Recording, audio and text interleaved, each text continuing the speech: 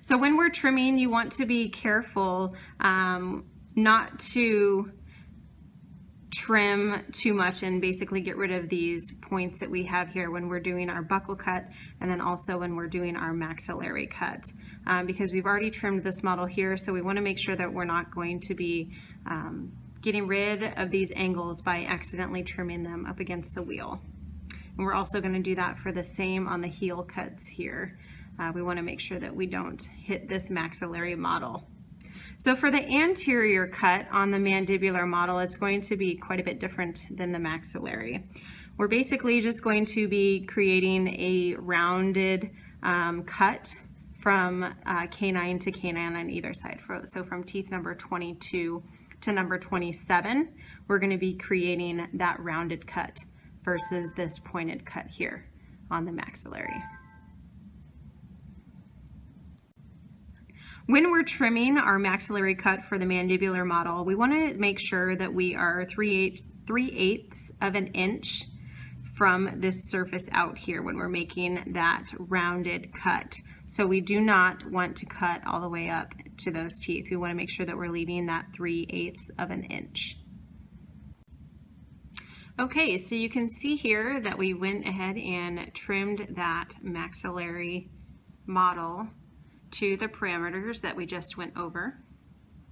So for the mandibular model, we're going to go ahead and occlude the maxillary and the mandibular arches. And we have a wax bite here in the middle that was taken so we can make sure that everything is aligned correctly. We want to make sure that we use the wax bite to align everything. That way the cuts are going to match because we're going to use our maxillary model as a guide. So we'll start by occluding the models with your wax bite like we have here.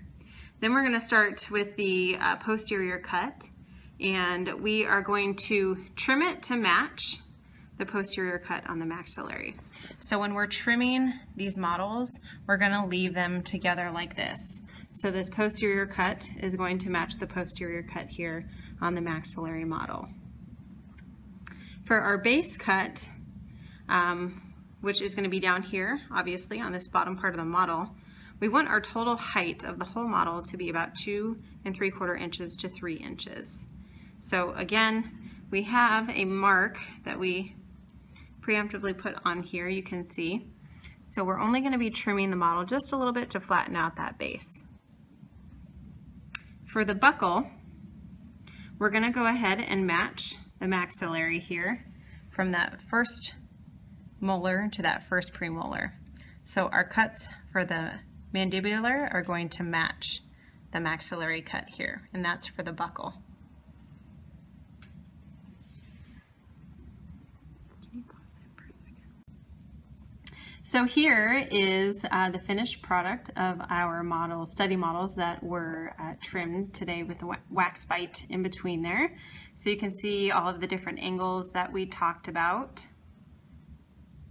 And we, when we go to do the finishing and polishing, we can start to fill in some of these voids that you see here, so we can make these study models patient presentation ready.